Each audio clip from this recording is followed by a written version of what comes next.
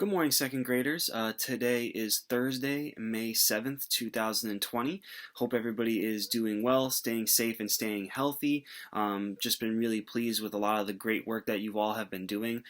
Just doing a really great job on all of your assignments. So, really nice job. I did just want to take some time to talk a little bit about our writing and math lessons for today. So, I'll start with writing. So, first of all, everybody's doing a really great job on their writing. I love how everybody's finding items around their house to kind of write about, and I love how people have really started to work really hard on their poems on those on one of the items that they chose. I think tomorrow during our morning message, I'm actually going to share a few students writing and just read their poems and kind of demonstrate how good their poems are and just how hard they've been working on them. So everybody's been doing a great job with it. The one thing I did want to say though is this unit on poetry is supposed to be a unit that's really fun and allows you to be really creative with your writing. So I don't want people to feel like there's a right or wrong answer with their poems. As long as you're able to write a good poem about that one item that you chose and comparing it to something else. That's kind of the big thing that I'm looking for in your poems, is that you can compare that one item that you chose to something else. So again, like how I did with the can opener, I compared it to a shark.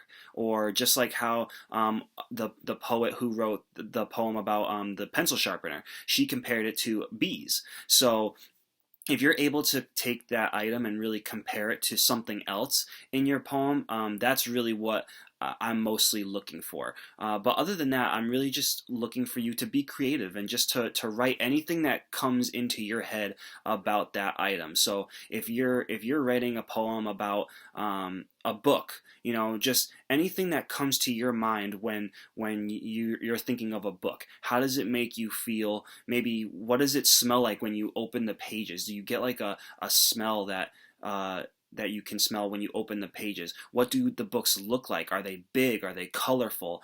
So really just think about the senses that you have, and really just explain and describe what your senses are when you are thinking about that item.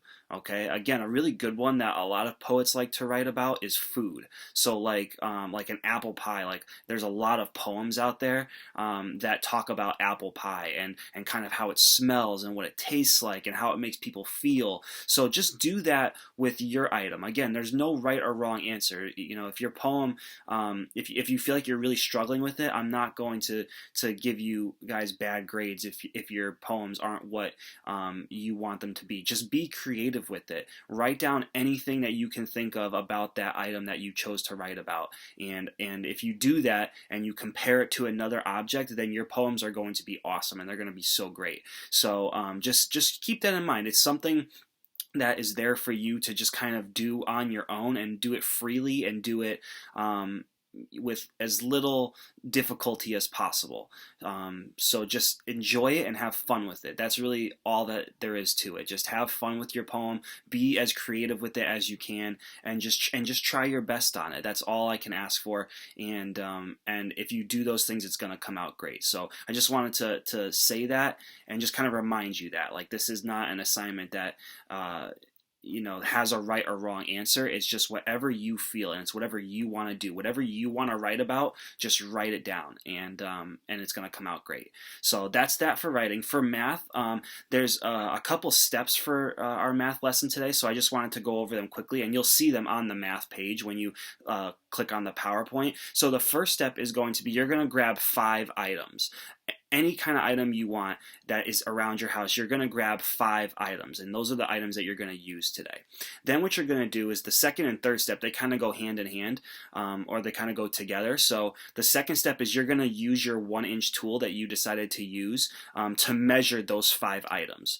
Okay, so if you're using a ruler, if you're using a quarter, a paper clip, if you're using a little pencil eraser, if you're using the edge of Blu-ray and DVD cases, whatever your tool is, you're going to use that to measure the 5 items that you picked today. So that's going to be the second step. And then the third step, if you need it, is just a video that I did, a quick video that shows you how to use your 1-inch tool to properly measure the length of those objects. So if you're not really sure how to do that, and you only have like one 1-inch tool and you don't have like many of them to measure your whole object, there's a video in the math page that shows you how to do that. And so if you're confused on how to do that, make sure you watch that video, and it'll help you. And then after that, what you're going to do is, once you measure all your objects, then you're just going to open up the Google Doc that's on that page, and you're going to tell me what the objects were and how long each object was. And remember, we're using inches. So if it took you 5 quarters to measure your object, then we want to say that that object is 5 inches long. Okay, so that's really what we're going to do for math. It's just going to be kind of a fun little activity for you to do on your own, and to use items and objects around your house to measure. So so that's going to be our math for today, and then everything else for the rest of the day is pretty much the same as it always is. The reading is pretty much the same. Phonics, we're going to have another lesson from Mrs. Zillahy, and there's no assignment for that, so just make sure you watch that video. And yeah, and everything else will be the same. We still have all the brain breaks, so make sure you do a brain break or a few brain breaks throughout the day, and take the time to stay active, and take a break from school for a few minutes. So so yeah, so that's going to be our day today, and I just kind of wanted to let you guys know about the writing and the math for today, and I just can't wait to see all the other great work you do today. So keep it up, and tomorrow's Friday, so tomorrow we'll have a free choice Friday, so get some really great work done today, and then tomorrow you have the opportunity to do any activity that you want to do for Free Choice Friday. So good luck today, and again, can't wait to see all of your great work and all of this great stuff that you do today. Bye.